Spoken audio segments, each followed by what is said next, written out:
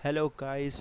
आज का टॉपिक है व्हाट इज़ इद्दत और उसका ड्यूरेशन, मतलब कि इद्दत कितने समय के लिए होता है, कब होता है और इद्दत होता क्या है, इद्दत का ऑब्जेक्टिव क्या है।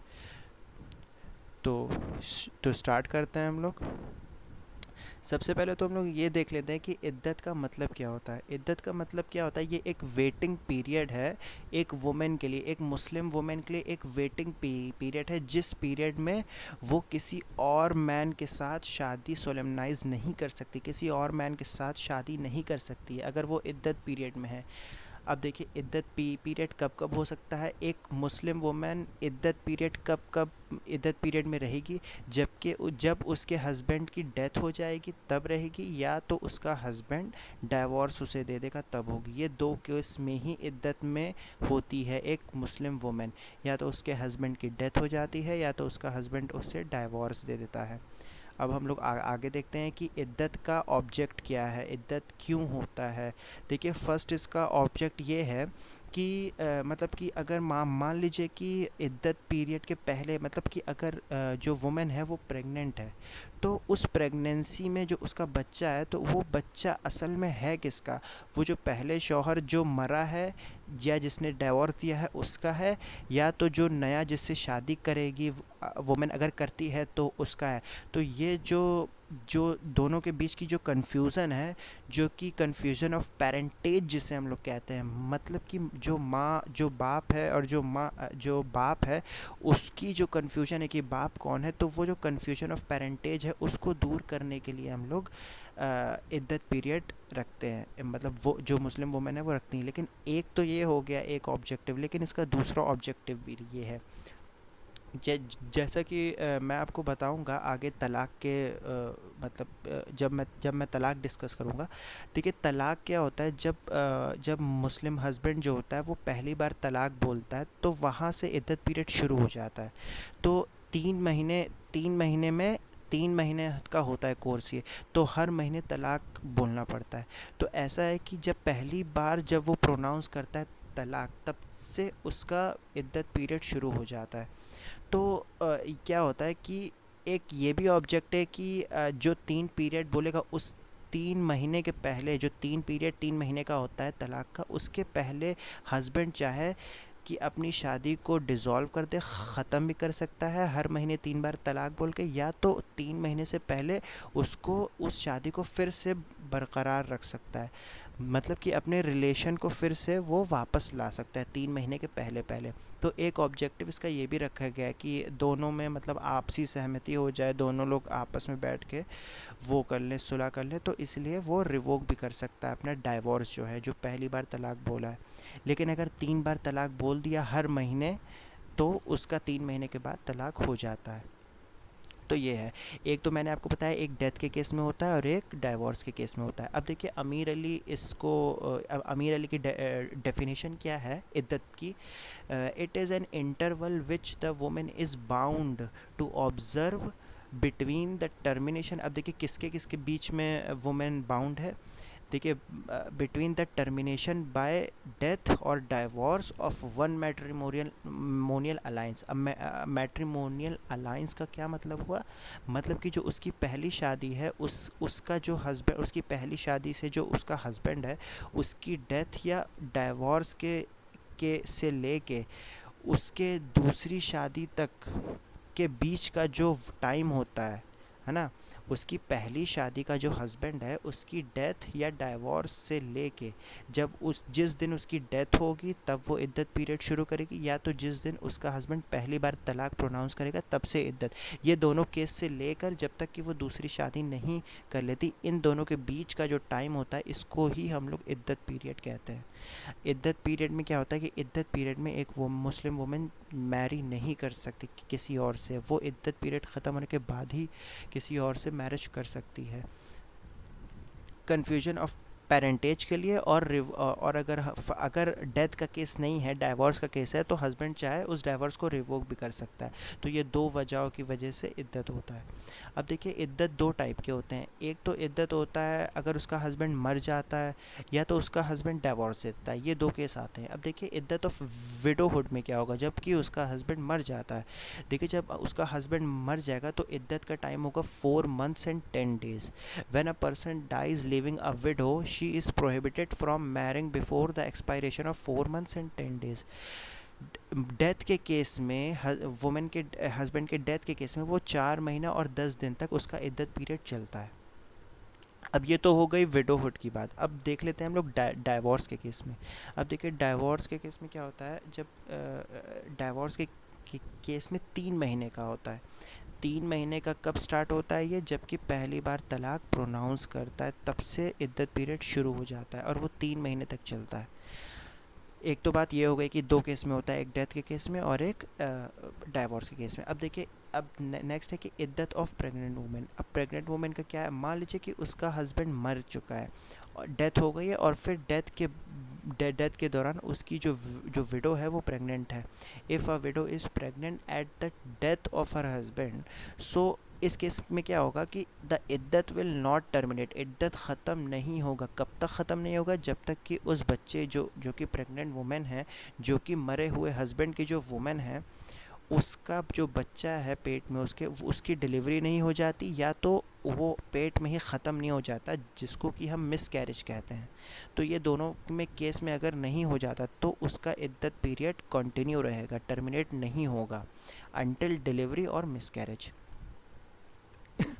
ये विडो का अगर जो हस्बैंड है वो डेथ हो जाता है और विडो प्रेग्नेंट रहती है, तब ऐसा होता है कि इद्दत पीरियड तब तक ख़त्म नहीं होता है जब तक कि उसकी डिलीवरी नहीं हो जाती या तो मिस कैरेज नहीं हो जाता। अब नेक्स्ट देखते हैं, इफ़ डिलीवरी और it's miss carriage comes before 4 months and 10 days। अब देखिए, एक केस आता है कि मान लीजिए कि 4 महीना 10 दिन जो इद्दत पीरियड का जो टाइम रखा है डेथ के केस में, उसके पहले ही डिलीवरी हो जाती है। मान लीजिए हस्बैंड ने आज आज तलाक बोला, आज से 2 महीने बाद ही जो वुमेन है प्रेग्नेंट, उसकी डिलीवरी हो गई। मतलब उसके उसके जो पेट में बच्चा है उसकी उसकी डिलीवरी हो गई। लेकिन मान लीजिए 2 महीने के बाद उसकी डिलीवरी हुई, लेकिन अभी 2 महीना 10 दिन बाकी हैं। टोटल 4 महीना 10 दिन है ना। मान लीजिए 2 महीने बाद उसकी डिलीवरी हो गई, लेकिन उसके बाद वो जितना बचा हुआ टाइम है उसमें वो इद्दत पीरियड में रहेगी, इद्दत में रहेगी। तो यही ये लाइन कह रही है कि मान लीजिए कि 4 महीना 10 दिन के पहले ही उसकी डिलीवरी या मिस कैरेज हो जाती है, तो जो बचा हुआ टाइम है उसमें वो इद्दत ऑब्ज़र्व करेगी, मतलब इद्दत पीरियड में वो वुमेन रहेगी, वो किसी और से शादी नहीं कर सकती है। तो इद्दत, तो ये तो डेथ का केस हो गया, प्रेग्नेंट का केस हो गया। अब हम लोग देखते हैं डाइवोर्स के केस में क्या होता है। देखिए, डाइवोर्स के केस में सेम है। डाइवोर्स के केस में जो वुमेन है वो 3 महीना चलता है इद्दत पीरियड उसका। जब से वो पहला तलाक प्रोनाउंस करता है तब से इद्दत पीरियड शुरू हो जाता है। लेकिन अगर मान लीजिए डाइवोर्स के केस में अगर वुमेन प्रेग्नेंट है, तो सॉरी, तो वो वुमेन का इद्दत पीरियड टर्मिनेट नहीं होगा, कंटिन्यू रहेगा। कब तक कंटिन्यू रहेगा, जब तक कि उसकी डिलीवरी नहीं हो जाती या तो उसका अबॉर्शन नहीं हो जाता। वही सेम चीज़ है। जब तक ये दोनों बात मैंने आपको बता दी है कि same as if women is pregnant at the time of divorce के टाइम पे, फर्स्ट तलाक जब उसने हस्बैंड ने कहा, तो उस टाइम पे मान लीजिए जो वुमेन है वो प्रेग्नेंट है, तो उसकी जो इद्दत पीरियड है वो मतलब चलेगी जब तक कि वो डिलीवरी उसके बच्चे की नहीं हो जाती और अबॉर्शन नहीं हो जाता। लेकिन मान लीजिए 3 महीने का डाइवोर्स का इद्दत होता है, लेकिन मान लीजिए 3 महीने से पहले ही उसकी डिलीवरी हो गई, तो वो रख सकती है, जैसे जो बचा हुआ टाइम है उसमें वो रख सकती है ना। नहीं नहीं, सॉरी सॉरी, उसमें वो नहीं रख सकती। जो डाइवोर्स का केस है उसमें अगर उसकी डिलीवरी या अबॉर्शन हो गई उसमें नहीं रख सकता है। सॉरी, मैं गलत बोल दिया। लेकिन इसके पहले जो डेथ का है मामला, सॉरी, जो डेथ का है उसमें, जो अगर डेथ के मामले में अगर प्रेग्नेंट विडो है, उसका 4 महीना 10 दिन से पहले अगर बच्चा पैदा या मिस कैरेज हो जाता है, अबॉर्शन हो जाता है, तो बचे हुए टाइम के लिए वो इद्दत में रहेगी। ये केस डाइवोर्स पे अप्लाई नहीं होगा, डेथ पे अप्लाई होगा। अब नेक्स्ट देखते हैं कि इद्दत पीरियड शुरू कब से होता है। बहुत लोग को कंफ्यूज होता है। अब देखिए, शुरू तब से होता है जब जिस दिन उस हस्बैंड की, उस विडो की, उस वुमेन के हस्बैंड की जिस दिन डेथ होती है, उस दिन से शुरू हो जाता है, या तो उस दिन से जिस दिन वो पहला तलाक प्रोनाउंस करता है। मैं आपको जब तलाक पढ़ाऊँगा मैं बताऊँगा कि जो मुस्लिम में जो तलाक होता है वो 3 महीने का पूरा कोर्स होता है ना। हम लोग ट्रिपल तलाक की भी बात करेंगे, लेकिन जो तलाक एहसन है, जो कि सही तरीका है तलाक का, वो 3 महीने में दिया जाता है एक एक करके, ताकि हस्बैंड और वाइफ को अगर बीच में दिमाग में आए कि वापस से रहना है साथ में, तो वो तलाक रिवोक कर सकते हैं, है ना। इसलिए होता है। तो जिस दिन से उसका हस्बैंड डेथ हुई हो, उस दिन से तलाक शुरू, मतलब इद्दत पीरियड शुरू होता है, या तो जब पहला तलाक प्रोनाउंस किया हो तब से शुरू होता है। तब से तब से नहीं शुरू होता है जब जब वुमेन को इन्फॉर्मेशन डाइवोर्स की या डेथ की हस्बैंड की मिले, तब से नहीं शुरू होता है। शुरू कब होता है? जिस दिन से डेथ हो या जिस दिन से पहला तलाक प्रोनाउंस किया गया हो। लेकिन लेकिन इन केस अगर उसको इन्फॉर्मेशन उस इद्दत पीरियड की एक्सपायरी के बाद मिली, इन केस ऑफ डेथ, मान लीजिए डेथ के केस में 3 महीने के बाद उसको इन्फॉर्मेशन मिली कि उसका हस्बैंड नहीं रहा इस दुनिया में, तब वो ऑब्ज़र्व नहीं करेगी इद्दत, है ना। और इन केस ऑफ डेथ 3 महीने के बाद अगर उसको इन्फॉर्मेशन मिलती है तब वो नहीं करेगी। और इन केस ऑफ डाइवोर्स 4 महीना 10 दिन के बाद अगर उसको इन्फॉर्मेशन मिलती है तो भी वो इद्दत ऑब्ज़र्व नहीं करेगी। ये दोनों केस में, if she gets information after the expiry of the specified term, she need not observe the required इद्दत पीरियड। तो ये यही कह रहा है। अब नेक्स्ट देखते हैं, where a husband had divorce his wife and has died. अब देखिए, एक केस ये आता है कि मान लीजिए हस्बैंड ने अपनी वाइफ को डाइवोर्स किया और डाइवोर्स के बाद वो मर गया, and had died before the completion of इद्दत पीरियड, है ना। इद्दत पीरियड के अपनी वाइफ को डाइवोर्स दिया। अब देखिए स्टार्टिंग से समझिए, अपनी वाइफ को डाइवोर्स दिया, डाइवोर्स जैसे ही दिया वैसे ही इद्दत पीरियड शुरू हो गया, ठीक है। जब जैसे ही डाइवोर्स दिया इद्दत पीरियड शुरू हो गया। लेकिन मान लीजिए बीच में ही हस्बैंड की डेथ हो जाती है और इद्दत पीरियड कंटिन्यू रहता है, लेकिन जब उसकी डेथ होगी तो वुमेन को नया एक फ़्रेश इद्दत शुरू करना पड़ेगा उसकी डेथ का, ना कि डाइवोर्स का। क्योंकि डाइवोर्स का इद्दत पीरियड 3 महीना है, 3 ल्यूनर मंथ्स हैं, और डेथ का है 4 महीना 10 दिन। ये याद रखिएगा। अगर हस्बैंड ने डाइवोर्स दिया और उसके बाद 1 महीने के बाद, मतलब जो वुमेन है वो अपना इद्दत शुरू कर दी, जो पहला तलाक प्रोनाउंस किया उसके बाद इद्दत शुरू कर दी, लेकिन मान लीजिए 1 महीने के बाद हस्बैंड की डेथ हो जाती है, तो वुमेन को फ्रेश इद्दत शुरू करना पड़ेगा। फ्रेश इद्दत शुरू करना पड़ेगा जिसकी जो पीरियड है वो 4 महीना 10 दिन होगी, है ना। तो ये आपको समझ में आ गया होगा। अब देखिए इद्दत क्यों इतना ज़रूरी है, क्योंकि इद्दत में एक तो मैंने आपको बताया कि कन्फ्यूजन ऑफ पेरेंटेज होता है, और ये भी होता है कि मान लीजिए आपस में फिर से सुलह करना चाहे हस्बैंड वाइफ, तो वो भी रिवोक करना चाहे अगर हस्बैंड अपना डाइवोर्स, तो वो कर सकता है। तो इसलिए डाइवोर्स इद्दत होता है। और कन्फ्यूजन ऑफ पेरेंटेज तो मेन इसका ऑब्जेक्टिव है। अब देखिए नेक्स्ट हम लोग देखते हैं, rights and duties of women when observing इद्दत। जब एक मुस्लिम वुमेन इद्दत में होती है तो उसके कुछ राइट्स होते हैं, उसके कुछ ड्यूटीज़ होती हैं। राइट्स क्या होते हैं? देखिए जो उसका हस्बैंड होगा, देखिए डेथ के केस में तो हस्बैंड कुछ नहीं कर पाएगा, लेकिन अगर डाइवोर्स का केस है तो हस्बैंड को मेंटेनेंस देना पड़ेगा उसकी वाइफ को। Husband is bound to maintain her wife. और ये उसको कहाँ से मिलता है? उस मुस्लिम उस इस उस जो मुस्लिम वुमेन है उसको ये राइट कहाँ से मिलता है? Muslim women protection of rights on divorce act 1986 का ये एक्ट है, ये अप्लाई होता है। और इसके तहत हस्बैंड बाउंड होता है मेंटेन करने के लिए उसकी वाइफ को इन द पीरियड ऑफ इद्दत। जितने महीने के लिए वो इद्दत में रहेगी, 3 महीना, सॉरी 3 महीना नहीं, 4 महीना, सॉरी 3 महीना, हाँ, डाइवोर्स के केस में 3 महीना।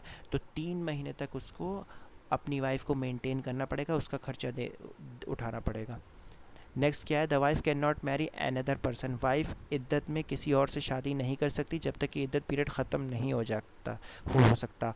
और अगर मान लीजिए एक केस ऐसा केस है जिसमें हस्बैंड की 4 वाइफ हैं और एक वाइफ से उसका डाइवोर्स हो गया है, तो वो जो जिस वाइफ से डाइवोर्स हुआ है वो इद्दत में है, तो जब तक वो इद्दत में रहेगी वो पांचवी शादी नहीं कर सकता, है ना। अगर हस्बैंड पांचवी शादी तब तब कर पाएगा जब तक कि वो जो डाइवोर्स्ड वाइफ है उसका इद्दत पीरियड ख़त्म नहीं हो जाता, है ना। इसलिए ये रूल रखा गया है। And if the husband has 4 wives including the divorced wife, अगर डाइवोर्स वाइफ को मिला के उसकी 4 वाइफ है तो वो फिफ्थ वन से शादी नहीं कर सकता जब तक कि वो डाइवोर्स वाइफ का इद्दत पीरियड ना ख़त्म हो जाए। देखिए इद्दत पीरियड आते ही साथ क्या हो जाता हो जाता है, हस्बैंड बाउंड हो जाता है मेंटेन के लिए। हस्बैंड अगर डावर कुछ रह गया हो, dower at the time of marriage नहीं दिया हो, जो डिफ़र्ड डावर है वो एंटाइटल्ड हो जाती है वाइफ क्लेम करने के लिए, लेने के लिए जितना भी डावर है, जितना भी महर है।